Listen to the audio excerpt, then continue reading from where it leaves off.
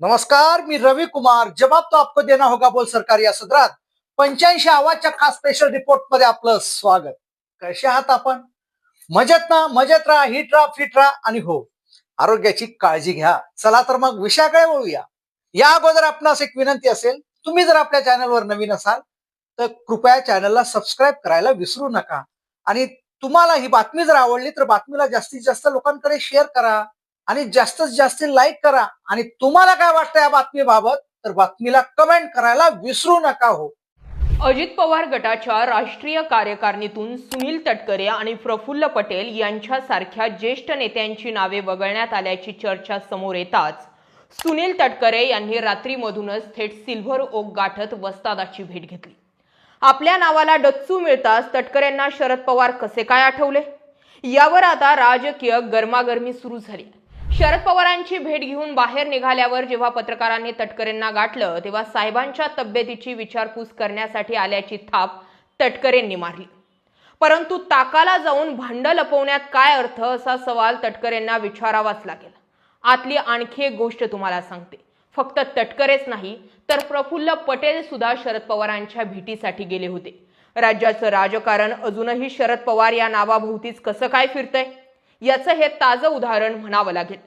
निवडणूक आयोगाला सादर केलेल्या नव्या राष्ट्रीय कार्यकारिणीच्या यादीत सुनील तटकरे आणि प्रफुल्ल पटेल यांची नावे राष्ट्रीय पदाधिकाऱ्यांमधून वगळण्यात आली आहे, तर सुनेत्रा पवार यांचे पुत्र पार्थ पवार आणि जय पवार यांना राष्ट्रीय सरचिटणीस म्हणून नियुक्त करून सुनेत्रा पवारांच्या माध्यमातून सत्ता केंद्र पवार कुटुंबियांकडेच ठेवलं जाणार आहे असा स्पष्ट संदेश यातून देण्यात आला। पक्षातील ज्येष्ठांना डावलण्यात आल्यानं आता पक्षातील अंतर्गत संघर्ष कधीही बाहेर उफाळून येण्याची शक्यता नाकारता येत नाहीये। स्वतःवर आलेल्या या राजकीय संकटाला निस्तरण्यासाठी सुनील तटकरे यांनी थेट शरद पवारांची भेट घेतल्यानं आता अनेक तर्क लावण्यात येत आहेत।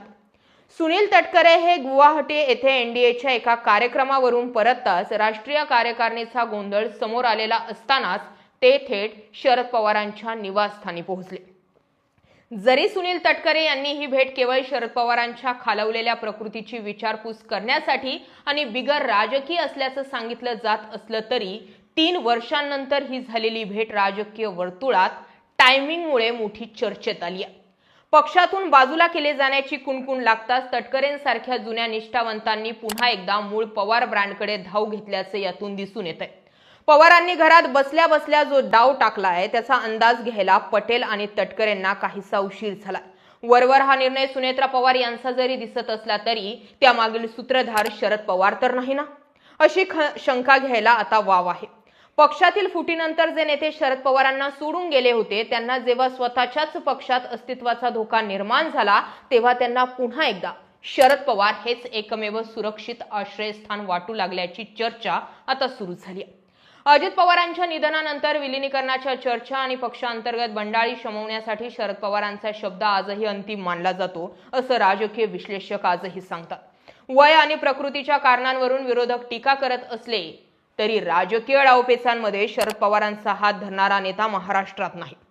सुनील तटकरे आणि प्रफुल्ल पटेल हे वर्षानुवर्षे शरद पवारांचे अत्यंत विश्वासू सहकारी राहिलेत। पक्षात सुनेत्रा पवार आणि पवारांच्या न्यू जनरेशन करून डावललं गेल्यानंतर स्वतःची राजकीय किंमत वाढवण्यासाठी किंवा भविष्यातील पॉलिटिकल सेटलमेंटसाठी किंवा सेटलमेंट पक्की करण्यासाठी तटकरेंनी सिल्व्हर ओकची पायरी चढल्याचं आता म्हटलं जाऊ लागलंय। राजकीय वर्तुळात अशीही चर्चा आहे की तटकरे आणि पटेल यांच्यासारख्या मोठ्या नेत्यांना साईडलाईन करण्यात आल्यानं अजित पवार गट बंडाळीच्या उंबरठ्यावर आला। यामुळे आमदारांचा एक मोठा वर्ग पुन्हा एकदा शरद पवारांकडे वळू शकतो।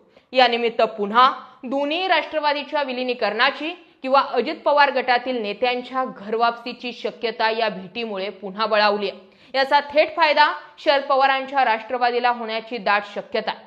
आता राष्ट्रवादीत या सर्व घडामोडी घडत असताना भाजपला यापासून वेगळं करून चालत नाहीये। शेवटी राष्ट्रवादीवर नाही म्हटलं तरी भाजप बारीक लक्ष ठेवून आहे। त्यामुळे या सर्व राजकीय घडामोडीत भाजप महत्त्वाचा खिलाडी ठरतोय।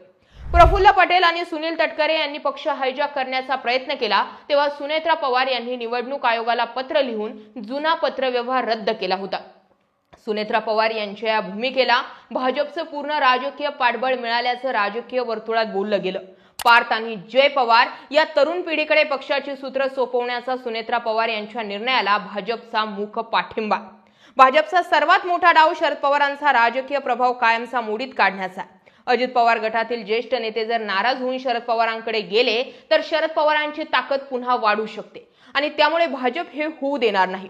दोन्ही राष्ट्रवादी काँग्रेसचं पुन्हा विलिनीकरण व्हावं अशी शरद पवार गटाची इच्छा आहे. परंतु महायुती भक्कम ठेवण्यासाठी आणि शरद पवारांना राजकीय दृष्ट्या एकटं पाडण्यासाठी भाजप या विलिनीकरणाच्या प्रयत्नांना खीळ घालण्याचा पुरेपूर प्रयत्न करेल. हा संपूर्ण वाद राष्ट्रवादी काँग्रेसचा अंतर्गत विषय असल्याचं भासवून भाजप सध्या तरी यावर उघडपणे बोलणं टाळेल.